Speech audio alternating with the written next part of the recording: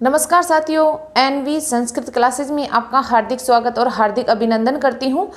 हमारा जो कारक प्रकरण का टॉपिक चल रहा था उसमें एक क्लास में आपको दे चुकी, जो उसका परिचय है, व्युत्पत्ति, परिभाषा, उससे संबंधित और प्रथमा विभक्ति को हम देख चुके हैं। आज हम क्रम कारक और द्वितीय विभक्ति को पढ़ेंगे। और देखो, पढ़ेंगे इस तरीके से पढ़ेंगे, आपको यही भी याद हो जाना चाहिए। ये नहीं है कि मैं कल याद करूँगा या करूँगी, परसों करूँगा, ये नहीं होगा, है ना। अगर जो बच्चे रीड प्री के लिए पढ़ रहे हैं तो उनको तो ये क्लास से हाथों हाथ याद कर लेनी है ना। तो देखो, कई बच्चों का कमेंट आ रहा है कि मैम मैं पहली बार एग्ज़ाम दे रहा हूँ या मुझे डर लग रहा है। बेटा, ये डर लगने की बात नहीं है। डर किसका होता है? डर उसको लगता है जो मेहनत करने से डरता है, उसको डर लगता है। जो मेहनत, जिनकी एक शौक होता है, एक जुनून होता है मेहनत, उसको डर नहीं लगता है। वो सोचता है कि मैं उसको कैसे बार बार क्लियर करूं। जैसे अपन जैसे ये पेपर देते हैं ना, तो मैथ में नंबर नहीं करते हैं, वैसे ही संस्कृत में भी नंबर नहीं करते हैं, है ना। तो ये एक मैथ की तरह है। अगर आप इसको सही ढंग से समझोगे और सही ढंग से अगर पढ़ोगे तो ये आपकी परमानेंट स्थायी हो जाएगी, कभी नहीं भूल पाओगे आप इसको, है ना। और बिना देखे आप ऐसे ही, जैसे आप गीत गुनगुनाते हो, है ना, वैसे गुनगुनाओगे इन सूत्रों को, है ना। तो आपको इसमें ज़्यादा याद करने की ज़रूरत नहीं है। एक कॉन्सेप्ट समझना है, सूत्र याद करने हैं, एक दो बार आप अच्छे से कर लो, फिर नहीं भूलोगे आप पहचान जाओगे कि हाँ, ये द्वितीय विभक्ति का सूत्र है या तृतीय विभक्ति का है या चतुर्थी का, है ना। आप पहचान कर लोगे। फिर है इसकी वृत्ति इंपॉर्टेंट है। देखो, कई बार ये आ जाता है, जैसे इसकी वृत्ति यह है तो वृत्ति दे देते हैं और बीच में से अक्षर गायब कर देते हैं, और फिर उस जो गायब अक्षर होता है उसको ऑप्शन में दे देते हैं। तो वृत्ति आपको अच्छे से याद होनी चाहिए, है ना। और अगर आपको संस्कृत में वृत्ति याद है तो हिंदी में वृत्ति तो अपने आप याद हो जाती है। फिर उदाहरण है, तो उदाहरण में तो कोई दिक्कत है ही नहीं, है ना। तो डरने की आवश्यकता नहीं है, इसको थोड़ी मेहनत के साथ, शिद्दत के साथ पढ़ने की ज़रूरत है। तो आप अच्छे मेहनत के साथ इसे पढ़िए, ठीक है। आज हम बात करते हैं क्रम कारक द्वितीय विभक्ति की। क्रम कारक द्वितीय विभक्ति, इसके जितने भी सूत्र हैं हम इस क्लास में इनको देखेंगे। पहला सूत्र है कर्तुरीप्सितम कर्म है। कर्तुरीप्सितमम कर्म है, यानी कर्ता अपनी क्रिया के द्वारा जिसको सबसे अधिक चाहता है उसकी क्रम संज्ञा होती है ना। कर्ता अपनी क्रिया के द्वारा जिसको सबसे अधिक चाहता है उसकी क्रम संज्ञा होती है। अब इसकी वृत्ति देखो आप, क्रतुः क्रियया आप तुम इष्टतमम कारकम कर्म संज्ञेशात, अर्थात कर्ता अपनी क्रिया के द्वारा जिसको सर्वाधिक चाहे उसकी ही क्रम संज्ञा होती है। जैसे मैं हूँ तो मैं आपको पढ़ा रही हूँ, है ना। तो मैं क्या पढ़ा रही हूँ आपको? अहम कारकम पठामि। क्या पढ़ा रही हूँ? कारक, है ना। तो मैं पढ़ा रही हूँ, मेरी क्रिया मैं हूँ, मेरी क्रिया है पढ़ाना, किया है, और सर्वाधिक किसको चाह रही हूँ मैं? कारकों को। तो अहम कारकम पठामि। अब आप ये तो समझ गए होंगे कि मैं अहम के साथ पठामी बोल रही हूँ, पठती नहीं बोल रही हूँ, या पटसी नहीं बोल रही हूँ। ये तो आप समझ गए होंगे, क्योंकि ये छोटी क्लासों में आपको अच्छे से समझाया गया होगा, अगर ढंग का टीचर होगा तो, है ना। अब अगर आपको नहीं आता है तो भी मैं आपको थोड़ा बहुत और बेसिक थोड़ा सा और समझा दूंगी, है ना। कि जो स तौ ते, अहम त्वम युवाम यूयम, अहम आवाम वयम, इनके लिए मतलब कि कौन कौन से वचनों का प्रयोग होता है, इस स्लाइड के बाद मैं आपको एक बार थोड़ा सा समझा दूंगी, ठीक है। अब आप एक बार ये देख लीजिए। जैसे उदाहरण है, श्याम है पुस्तकम पढ़ती। अब देखो, श्याम पढ़ता है, श्याम पढ़ता है, क्या पढ़ता है? श्याम है, क्रिया क्या है? पढ़ना, पठ क्रिया है। पुस्तक, अब क्या पढ़ता है? पुस्तक पढ़ता है, तो पुस्तक क्या है? कर्म कारक, क्या हो गया? कर्म।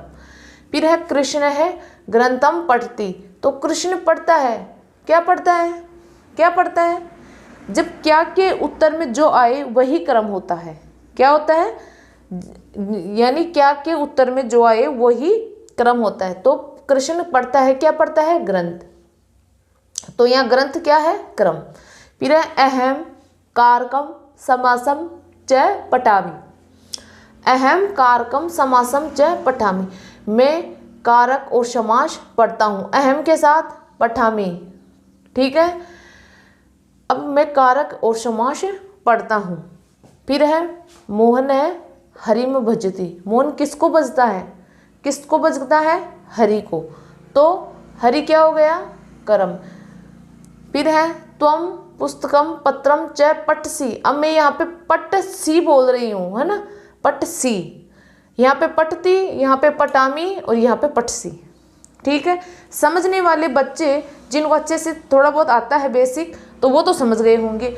लेकिन जिनको, जो न्यू स्टूडेंट है, जो पहली बार पढ़ रहे हैं या 10th तक तो जिन्होंने पढ़ी है या फिर अब दोबारा से पहली बार पढ़ रहे हैं, तो उनको ये समझ में थोड़ा कम आ रहा होगा, ऐसा मैं मानती हूँ। तो मैं उनको थोड़ा बेसिक समझा दूंगी, है ना। तो वो एक साइड में लिख लेना। ठीक है, तो तुम पुस्तकम पत्रम च पटसी, तुम पुस्तक और पत्र पढ़ते हो, है ना। तो ये आपका कर्तुरी रिप्सितम कर्म है। इसके उदाहरण, इसकी वृत्ति और ये इसकी हिंदी में वृत्ति हो गई, है ना। अब है कर्मणि द्वितीया। इसका कोई ज़्यादा महत्व नहीं है, यानी इससे जिसमें कर्ता जिसको सबसे अधिक चाहता अपनी क्रिया के द्वारा, उसमें द्वितीय विभक्ति इस सूत्र के द्वारा होती है। बस यही है इसकी वृत्ति है। अनुक्ते कर्मणि द्वितीय स्यात्, अनुक्ते कर्मणि द्वितीय स्यात्, है ना। तो इसकी वृत्ति है, यानी इससे द्वितीय विभक्ति होती है, इससे कर्म कारक में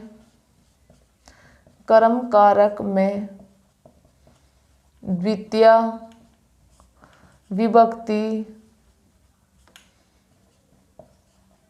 होती है ना। बस ये द्वितीय विभक्ति करने वाला सूत्र है और ये कर्म संज्ञा करने वाला सूत्र है ना। तो ये कर्म हो गया और कर्म में द्वितीय विभक्ति है ना, तो ये इसी सूत्र के द्वारा होती है। जैसे हरिम में द्वितीय विभक्ति इस सूत्र के द्वारा, ग्रंथम में इसी सूत्र के द्वारा, पुस्तकम पत्रम में इसी के द्वारा, है ना। तो कर्म में द्वितीय विभक्ति कर्मणि द्वितीय सूत्र के द्वारा होती है। फिर हमारे द्वितीय विभक्ति में आधार विषयक 3 सूत्र है। अदि सिंह इस्ताशाम कर्म है, ये पहला सूत्र है। देखो, अदि सिंह इस्ताशाम कर्म है। अब यह है, इसकी वृत्ति है अदि पूर्वणाम एशाम आधार है कर्म संज्ञे स्यात्। ये वृत्ति है ना, वृत्ति यानी अदि उपसर्ग पूर्वक सिंह इस्ता और आश, सिंह इस्ता और आश सूत्र में ही आपको सब कुछ मिल जाएगा। अगर समझने वाले जो इंटेलिजेंट बच्चे हैं तो वो सूत्र से ही इसकी वृत्ति भी निकाल लेते हैं और सूत्र से ही इसकी व्याख्या भी कर लेते हैं। ठीक है, तो अदि उपसर्ग पूर्वक सिंह इस्ता और आश धातुओं के आधार की क्रम संज्ञा होती है ना। 3 प्रकार की धातुएं होंगी इसमें सिंह। अब ये चलेगी, अब देखो यहाँ पे मैंने मेंशन किया इसको अच्छे से कि भाई बच्चों के समझ में सही ढंग से आना चाहिए, है ना। तो देखो सिंह, तो ये चलेगी सिंह धातु, सेते, सयाते, शेरते, एक वचन, द्विवचन और बहुवचन। ठीक है, अगर एक वचन होगा तो सेते, द्विवचन होगा तो सयाते, बहुवचन में शेरते का प्रयोग किया जाएगा। फिर है इस्ता धातु, इस्ता चलेगी तिष्ठ, इस्ता के रूप चलेंगे तिष्ठ, तिष्ठति, तिष्ठतः, तिष्ठन्ति। ठीक है, तो एक वचन, द्विवचन और बहुवचन। फिर है आश, आस में चलेंगे आस्ते, आशाते, आसते, है ना। तो एक वचन, द्विवचन और बहुवचन। ठीक है, अब हम उदाहरणों के द्वारा इसको समझते हैं ताकि हमारे और भी ज़्यादा समझ में आ जाएगा। जैसे कृष्ण है खट्वाम अधिशेते, है ना। कृष्ण है खट्वाम अधिशेते, है ना। तो कृष्ण क्या है? एक वचन, है ना। तो शेते, शेते का प्रयोग होगा और ये क्या है आपका कर्म, कर्म की क्या होगी? आधार संज्ञा। फिर है बालकौ भूमिम अधिशयाते। अब बालक है बालकौ बालकाहा, राम की तरह रूप चलेंगे। तो ये क्या है? द्विवचन, तो द्विवचन में क्या हो गया? शयाते, तो बालकौ अधिशयाते भूमिम, है ना। तो ये आधार है और आधार की कर्म संज्ञा। हरि बैकुंठम अद्य अध्यास्ते, हरि बैकुंठम अध्यास्ते, तो ये एक वचन है हरि, तो अध्यास्ते का प्रयोग और बैकुंठम आधार, आधार की क्या? कर्म संज्ञा। तो आपको ज़्यादा कुछ नहीं करना है, बस आपको ये ध्यान रखना है। देखो मैं आपको एक पका पकाया तैयार कर रही हूँ आपके लिए। इसमें आपको क्या क्या दिखने चाहिए, ये 9 धातुएं में लिख दिया आपके यहाँ, ठीक है। इनसे पहले आपको अधि उपसर्ग दिखेगा, इन 9 से पहले आपको अधि उपसर्ग दिखेगा। सेते, सयाते, सेरते, तिष्ठते, तिष्ठते, तिष्ठन्ति, से आस्ते, आसते, आस्ते। इन 9 धातुओं से पहले आपको अधि उपसर्ग दिखे तो आपको द्वितीय विभक्ति करना है और ये ही सूत्र लगेगा उसमें, ठीक है।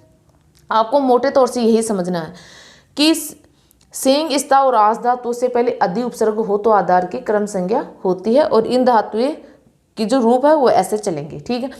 अगर अधि उपसर्ग के अलावा और कोई उपसर्ग हो या फिर उपसर्ग नहीं हो तो फिर उसमें द्वितीय विभक्ति नहीं होगी, ठीक है ना।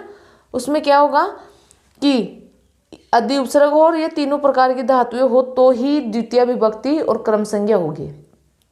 अगर इन धातुओं से पहले अधि उपसर्ग नहीं होगा तो क्या होगा, द्वितीय विभक्ति नहीं होगी। अगर जैसे उप, इस सेते से पहले उप लग गया तो फिर द्वितीय विभक्ति नहीं होगी, या फिर अकेले सेते आ गया तो भी द्वितीय विभक्ति नहीं होगी, ठीक है ना। तो मैं इसका जो अपवाद है अब लिखवा दूंगी आपको, इसका आप स्क्रीनशॉट ले लीजिए।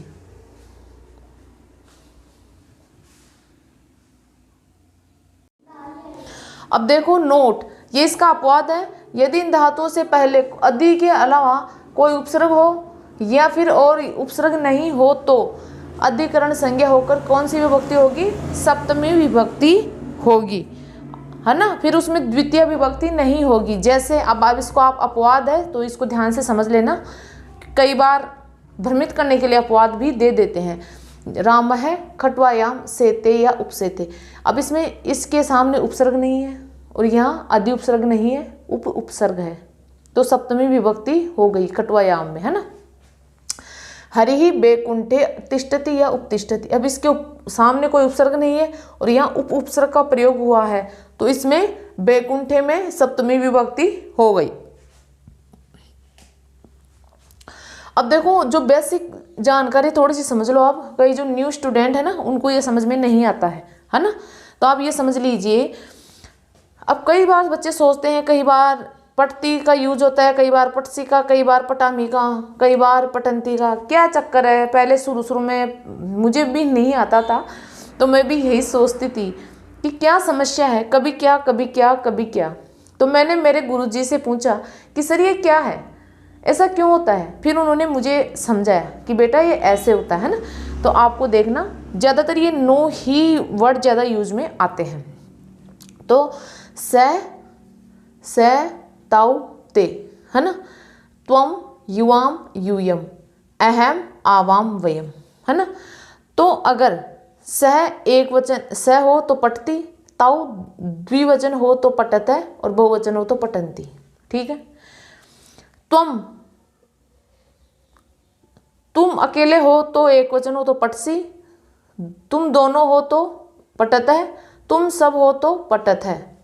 मैं अहम में यानी मैं अकेला हूँ तो पटामी, हम दोनों पटावे, हम सब पटाम है, ऐसे यूज करते हैं ना। तो आप इसको एक साइड में लिख लीजिए, बस ज़्यादातर यही शब्द ज़्यादा यूज में आते हैं, ठीक है। इसका स्क्रीनशॉट ले लीजिए।